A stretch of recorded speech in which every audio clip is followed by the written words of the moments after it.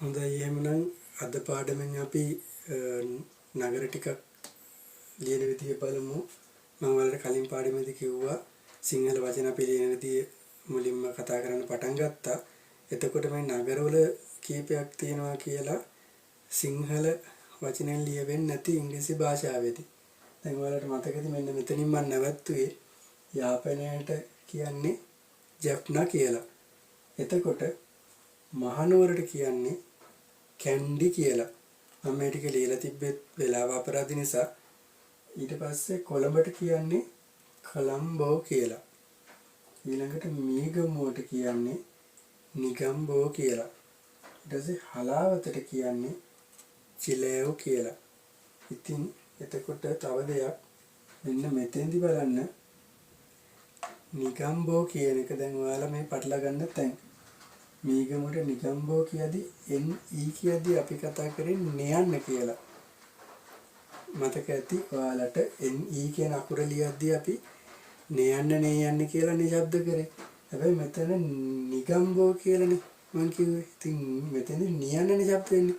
ඒකට හේතුව තමයි දැන් මේක සිංහල වචනයක් වුණාට මීගමුව කියලාම අපි MEEGA කියලා පටන්ගෙන ලිව්වනම් ගැටලුවක් නැහැ.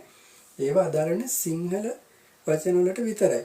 ඉතින් මෙතන තියෙන්නේ කෙලින්ම මේ මීගමුව නෙවෙයි නිගම්බෝ කියලා ඉංග්‍රීසි වචන. ඒක ඉංග්‍රීසි වචනවලදී අපි කියන හැමදේම ඒ විදිහට වෙන්නේ. ඔන්න ඕක තමයි ඉංග්‍රීසි බැරි වෙන්නත් ප්‍රධාන හේතුවක් වෙලා තියෙන්නේ. කියන්න ලියා ගන්න බැරි වෙන්නේ ගොඩක් අයට.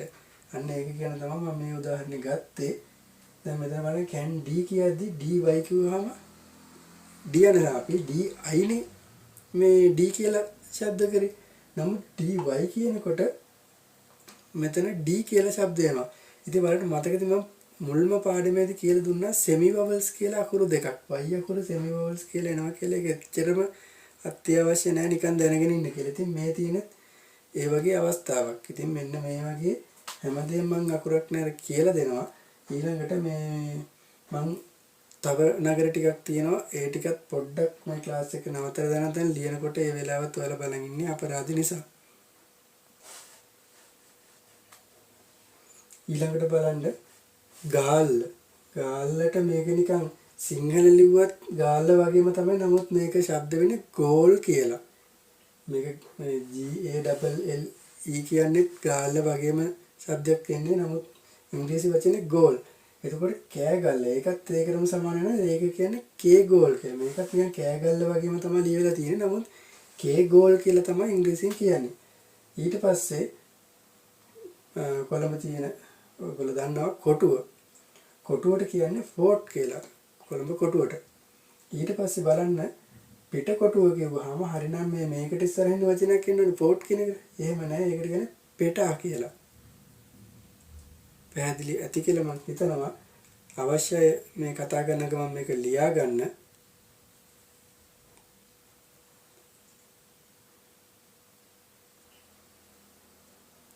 ඊළඟට තවත් වචන ටිකක් බලන්න.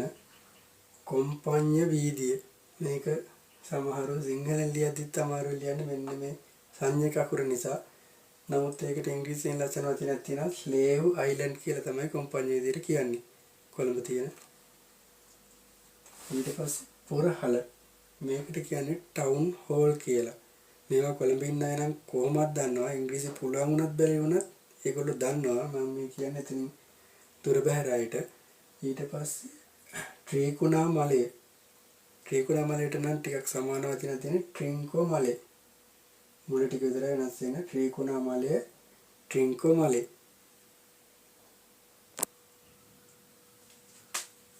ඊළඟට මඩ කලපුව බැටිකලෝ ගාලු මෝදර ගෝල් ෆේස්.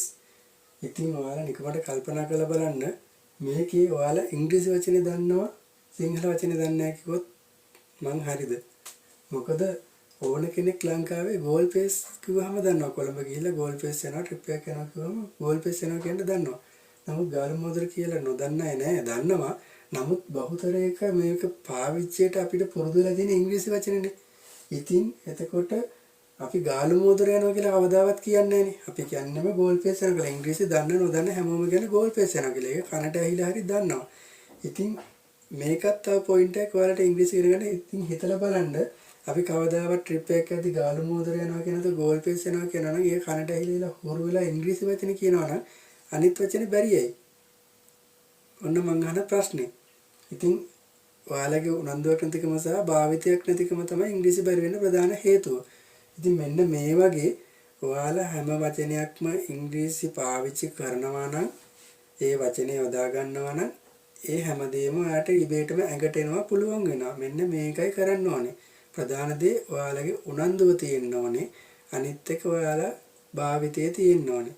සමහරු ඉන්නවා අර වචනයක් දෙයක් කියන්නේ ඊට පස්සේ ලැජ්ජාවට කියන්න තියෙනවා ඔළුවේ තියෙනවා මේ වචනේ මේකයි කියලා.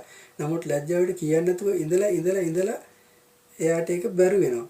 ඉතින් දැන් මේ කිව්වා වගේ හැම වචනෙම අපි ඉංග්‍රීසි දන්න එක පාවිච්චි කරනවා නම් අනිවාර්යයෙන්ම ඔයාලට ඉංග්‍රීසි පුළුවන් වෙනවා. මොකද අපි සිංහල කියන භාෂාව අපි ක්ලාස් ගිහිල්ලා ඉගෙන ගත්තේ නෑනේ පුංචි කාලේ ඉස්සෙල්ලාම කතා කරන්න. අපි හැමෝමත් එක්ක සමාජයේ ඉඳලා ඇහිලා කියලා මේක කියන්නේ කියලා පුරුදු කළා. හැමදේම අපි දවස ගානේ සිංහල කතා කරලා නිකම්ම පුරුදු වුණා. සමහර ජීවිතේ ඉස්කෝලේ ගිහපු නැති ළමයටත් සිංහල පුළුවන් නේ භාෂාවක් විදියට. ඉතින් මේ දෙත් අපි කරගන්න ඕනේ අන්න ඒක තමයි. ඒ කියන්නේ අපි මේවා ඉගෙන ගන්න ඕනේ පාවිච්චි කරන්න ඕනේ. පාවිච්චි කළා ඒක නිකම්ම ඇඟට එනවා. ඊට පස්සේ දැන් සමහරු ඉන්නවා කටපාඩම් කරනවා. දැන් මේ ගාලට කියන ගෝල් නම් ඔන්න S2 පියාගෙනයි මේක බලාගෙන පොතේ බලන්න තු අහක බලාගෙන ඉන්නවා. S2 පියාගෙන මතක් කරනවා ඔය විදිහට කටපාඩම් කරලා හෙට බලන්න පුළුවන්ද කියලා. අරක කියලා ගිරවගේ ඒක පුළුවන්. නමුත් ඕක සතියක් දෙකක් මාසයක් යනකොට ආය අමතකයි ඒ වචනේ.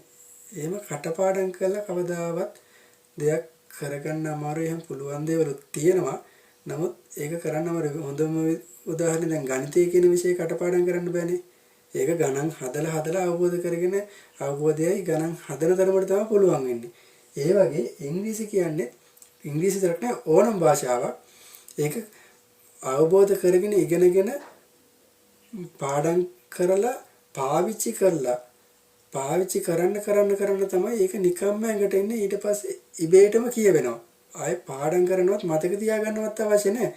පාවිච්චිලා ඒක ඉබේටම ඇඟෙන් එනවා. ආයේ ඊට පස්සේ වලට මහන්සි වෙන දෙයක් නැහැ. අපි දැන් මේ සිංහල කතා කරද්දී වචන මතක තියාගෙන ඉඳලා කටපාඩම් කරලා කියන්නේ නැහනේ. අපේ ඇඟෙන් ඕනවාද අපිට හිතට එන ඕන දෙයක් සිංහල වචන පිට වෙලා ඉදී කියනවනේ. අන්න ඒ වගේම තමයි ඉංග්‍රීසි භාෂාවෙත් අපි ඒක පුරුදු වෙලා පාවිච්චි කරලා පුරුදු වුණාට පස්සේ අදාළ දැනට නිකම්ම අපේ කටින් වචනේ පනිනවා. ඊට පස්සේ වාක්‍ය පනිනවා. සම්පූර්ණ කතාව ඉබේටම ඇඟෙන් එනවා. ඔන්න ඕකයි කරගන්න ඕනේ. ඒකට කරන්න ඕනේ එකම දේ තමයි ඔයාලගේ අංකයකට උනන්දුව තියෙන්න ඕනේ. මේ කියලා දෙන දේවල් අකුරෙන් අකුර මෙච්චර පැහැදිලි කරන දේවල් හරියට අවබෝධ කරගන්න ඕනේ. උනන්දුව තියෙන්න ඕනේ. පාවිච්චි කරන්න ඕනේ. ඔන්න ඔය තුන කරනවා නම් අනිවාර්යෙන් ඔයාලට ඉංග්‍රීසි කතා කරන්න ලියන්න මේ සිංහල වගේම පුළුවන් කියන එක මම බය නැතුව කියනවා. එහෙනම් අපි තවත් පාඩමකින් ඉස්සරහට හම්බෙමු. එතකන් ඔයගොල්ලන්ට සුබ දවසක්.